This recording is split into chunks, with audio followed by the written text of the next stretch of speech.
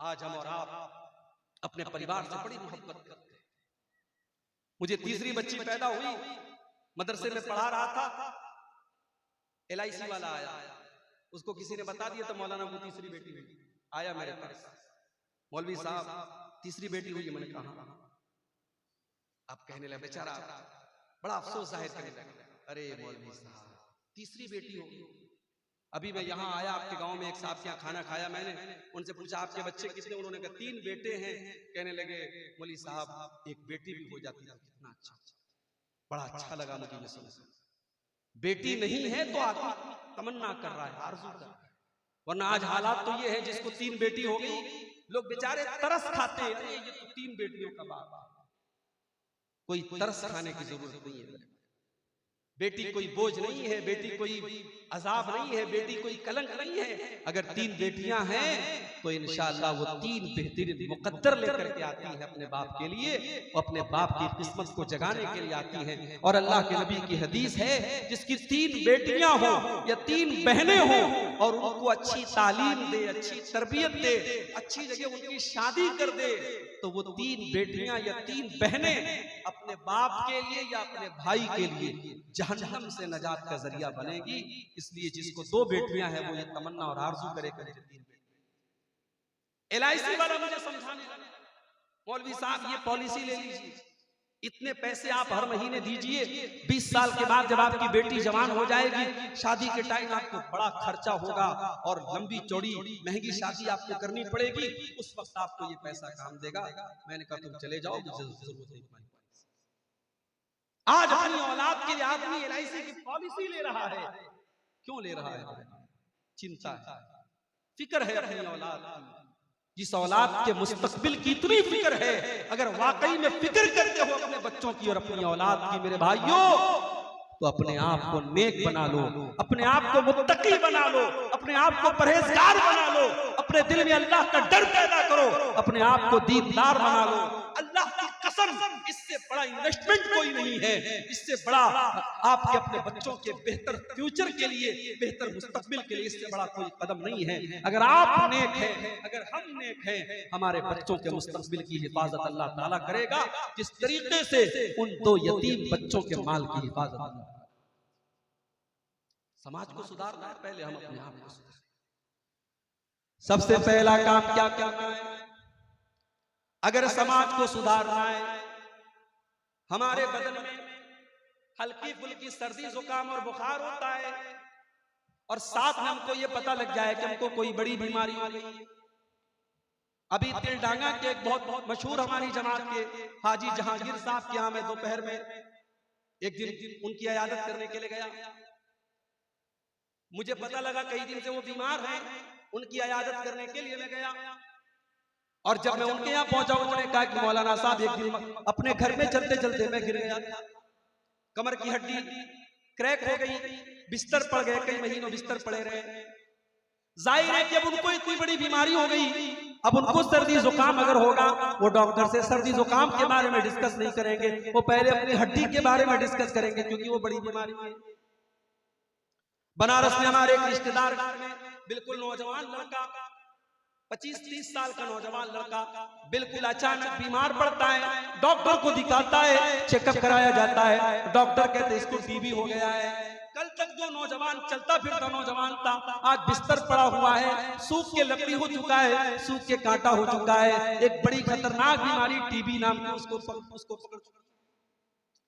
बनारसी में मेरा जानने वाला एक नौजवान लड़का ब्लड कैंसर का मरीज होता है, 1 महीना 1.5 महीना हॉस्पिटल में एडमिट रहता है, फिर अल्लाह को प्यारा हो जाता है, इंतकाल हो जाता है उस बच्चे का।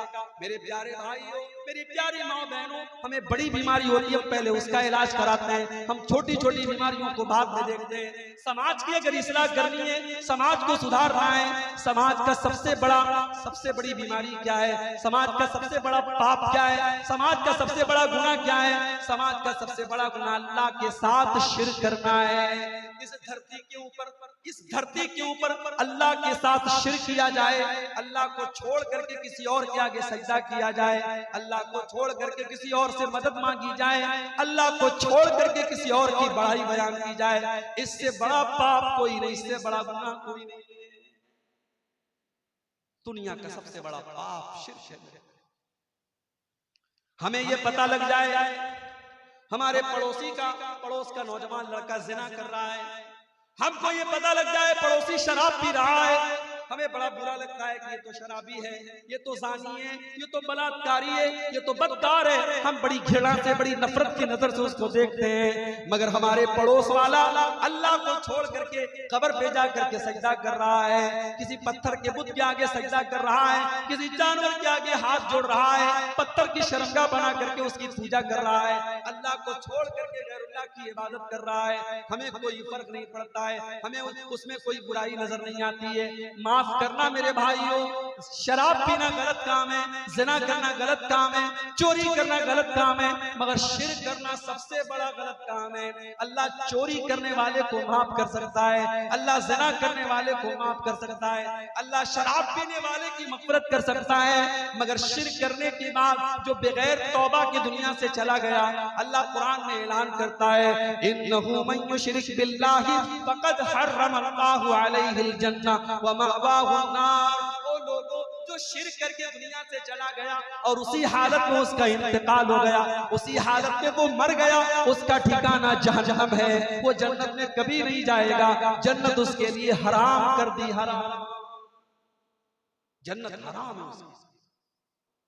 मेरा अल्लाह जो गफूरुर रहीम है, जो माफ करने वाला है, जो गफ्फार है, जो गफूर है, जो रहमान है, जो रहीम है, मेरा अल्लाह जो अपने बंदों से बहुत ज्यादा मोहब्बत करता है, एक माँ को अपने बच्चे से जितना प्यार है उससे कहीं ज्यादा प्यार अल्लाह अपने बंदों से करता है। मगर वो गफूरुर रहीम, वो रहमत वाला परवरदिगार अपने कुरान में क्या कहता है, इन्नल्लाह ला यग़फ़िरु अन युशरक बिही व यग़फ़िरु मा दून ज़ालिका लिमन यशा। मेरे बंदो, हम और गुनाहों को तो माफ कर देंगे, मगर शिर्क हमारी बारगाह में माफ नहीं होगा। तुम अल्लाह के साथ शिर्क करके आओगे तो हम तुम्हें माफ नहीं करेंगे। मुशरिक की माफी नहीं होगी अल्लाह। मुसलमान इसको हल्के में लेता है, कितने मुसलमान इसको हल्के में लेते हैं, उनके लिए शिर्क कोई बड़ी बात नहीं है। दुनिया का सबसे बड़ा पाप शिर्क है। अल्लाह कुरान में 18 नबियों का तज़किरा फरमाता है, इब्राहीम, मूसा, ईसा और यूनुस और यूसुफ और आदम और नूह का तज़किरा फरमाता है। 18 नबियों का जिक्र करने के बाद अल्लाह फरमाता है वलौ अशरकू लहबित अन्हुम मा कानू यअमलून। मेरे ये 18 पैगंबर भी अगर शिर्क कर देते, अगर ये भी मुशरिक हो जाते, अगर इनसे भी शिर्क हो जाता तो इनकी तमाम की तमाम नेकियां बर्बाद हो जाती। पता है आज तारीख कितनी? बताओ भाई, तारीख कितनी है आज? 18। मैं अरबी की तारीख पूछ रहा हूं, अरबी की तारीख पूछ रहा हूं, इस्लामी कैलेंडर की तारीख मालूम है किसी को? नहीं मालूम। इस्लामी कैलेंडर की तारीख कब पता चलती है? जब रमजान का महीना आता है, तब जोड़ते हैं आज पहला रोजा, हाय हाय आज तीसरा रोजा, रमजान की बराबर याद होती है। कभी कभी तो 28 को ही लोगों का बस चले तो ईद, 28 को ही चांद देख ले, 28 को ही छत पे चढ़ जाए कि आज चांद निकल जाए, इतनी चिंता होता हो। रजब की तारीख आज 6 तारीख थी, मगरिब के बाद 7वीं तारीख शुरू हुई। ये रजब की जो 7 तारीख है, ये ख्वाजा मोइनुद्दीन चिश्ती अजमेरी रहमतुल्लाह अलैह का उर्स मनाया जाता है। अभी फेसबुक के ऊपर मेरे बहुत सारे दोस्तों का मैसेज आया कि बंबई में जगह जगह दुकानों को बड़ा सजाया जा रहा है और बड़े खाने पीने की चीजें बांटी जा रही है। आज ख्वाजा गरीब नवाज का उर्स है, जो गरीबों को नवाजता है उस ख्वाजा का उर्स। मेरे प्यारे साथियों, आज भारत के करोड़ों मुसलमान एक अल्लाह के नेक बंदे को, एक अल्लाह के वली को गरीब नवाज का लक़ब दे रहे हैं। कितने मुसलमान हैं जो अपनी बाइक के ऊपर, अपनी दुकान के ऊपर केजीएन लिखते हैं या वाई केजीएन लिखते हैं। मैंने पूछा कि ये केजीएन का क्या मतलब है? कहने लगे ख्वाजा गरीब नवाज। मैंने पूछा वाई केजीएन का क्या मतलब है? उसने कहा या ख्वाजा गरीब नवाज। हमारे भाई ने कहा नहीं, केजीएन का मतलब ख्वाजा गरीब नवाज नहीं, केजीएन का मतलब कोई गारंटी नहीं, और वाई केजीएन का मतलब यकीनन कोई गारंटी नहीं। मैंने कहा बहुत सही जुमला, इसने इसकी बिल्कुल सही फुल फॉर्म बताई।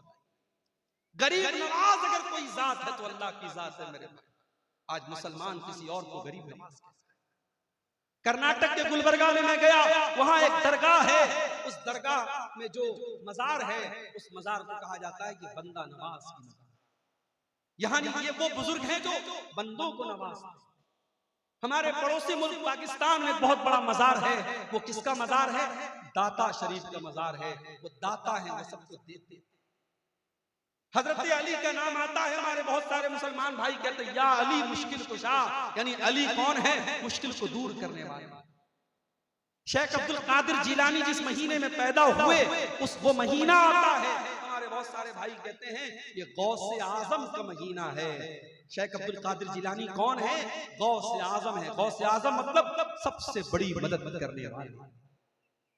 मेरे प्यारे साथियों, कान खोल करके सुन लो, अगर गरीब नवाज कोई है तो अल्लाह है, अगर बंदा नवाज कोई है तो अल्लाह है, अगर दाता कोई है तो अल्लाह है, अगर गरीबों को देने वाला कोई है तो अल्लाह है, अगर मुश्किल कुशा कोई है तो अल्लाह है, अगर गौसे आजम कोई है तो अल्लाह है। और मुझे एक सवाल का जवाब दे दो, जब शेख अब्दुल कादिर जिलानी अपनी माँ के पेट में थे, जब ख्वाजा मोइनुद्दीन चिश्ती अजमेरी अपनी माँ के पेट में थे, जब ये तमाम बुजुर्गान दीन अपनी माँ के पेट में थे, दुनिया में तो अभी आए भी नहीं थे, अभी तो दुनिया उनका नाम भी नहीं जानती थी। अपनी माँ के पेट में जब अल्लाह के नेक बंदे थे, उनको माँ के पेट में ऑक्सीजन कौन पहुंचाता था?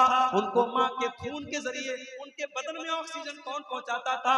उनको ग़िज़ा कौन पहुंचाता था? उनकी माँ के पेट में 9 महीने किसने उनको पाला?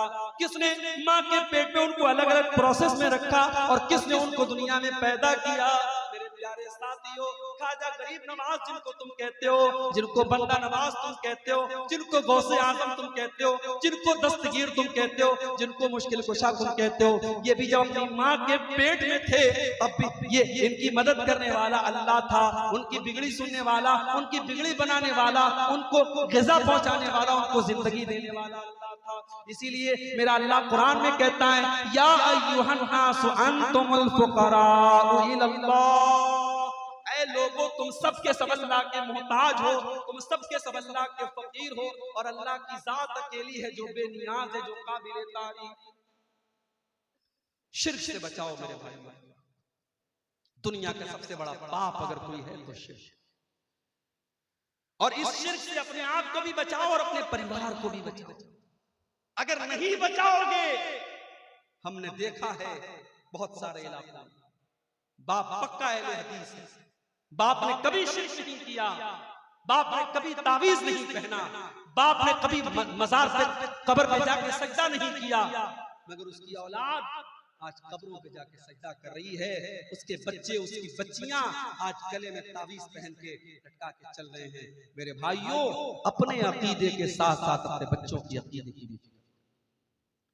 इब्राहिम अलैहिस्सलाम को देखो, इब्राहिम अलैहिस्सलाम जब अपने लगते जिगर इस्माइल को और अपनी बीवी हाजरा को जब मक्का के बियाब हो गया सरजमीन पे छोड़ के जाने लगे, अपने बच्चे को अपनी बीवी को छोड़ के जाने लगे, इब्राहिम अलैहिस्सलाम अल्लाह की बारगाह में दुआ करते हैं, वइज़ क़ाला इब्राहीम रब्बि जअल हाज़ल बलद आमिना, ऐ अल्लाह इस मक्का शहर को तू अमन वाला बना दे, चैन वाला बना दे, वजुबनी व बनी अन नअबुदल असनाम, और अल्लाह तू मुझे और मेरी औलाद को हमेशा शिर्क से बचाना, ऐ अल्लाह मुझे और मेरी औलाद को हमेशा बुत परस्ती से बचाना, ऐ अल्लाह मेरी औलाद कभी शिर्क न करे, मेरी औलाद कभी बुत परस्ती न करे, ऐ अल्लाह मेरी औलाद को हमेशा तू शिर्क से महफूज रखना। अपने बच्चों की अकीदे की फिक्र करो, अपनी लड़कियों की शादी करो तो जहां तुम ये देखते हो लड़का इंजीनियर है कि नहीं है, लड़का डॉक्टर है कि नहीं है, लड़के का मकान शानदार है कि नहीं है, जब अपनी लड़कियों की शादी करो तो ये भी देखा करो लड़के वालों के यहाँ तौहीद है कि नहीं है, लड़के वाले कुरान और हदीस पर चलने वाले हैं कि नहीं है। कहीं ऐसा तो नहीं हमने जिंदगी भर अपनी बच्ची को शिर्क से बचाया और मेरी बच्ची वहां जाकर के मजार पे जाकर के उसको सजदा करना पड़ेगा। मैंने अपने बच्चे को कभी कोई हराम चीज नहीं खिलाई और उस घर में जाकर के उसको गैरुल्लाह की चढ़ावे उसको खिलाए जाएंगे। मेरे भाइयों, अगर आपने अपनी बच्चियों की शादी ऐसे घरों में कर दी जहां शिर्क हो रहा है, जहां मज़ारों पर सजदा हो रहा है, जहां कब्रों पर सजदा हो रहा है, तो गोया कि आपने अपने हाथ से अपनी बच्ची का गला दबा दिया, आपने अपने हाथों से अपनी बच्चियों को कत्ल कर दिया। दुनिया में अपने बच्चों को कत्ल कर देना उतना बड़ा गुनाह नहीं है जितना बड़ा गुनाह अपने बच्चों को जहन्नम की आग में झोंक देना है। मेरे भाइयों, अपने साथ साथ अपनी औलाद के अकीदे की और तौहीद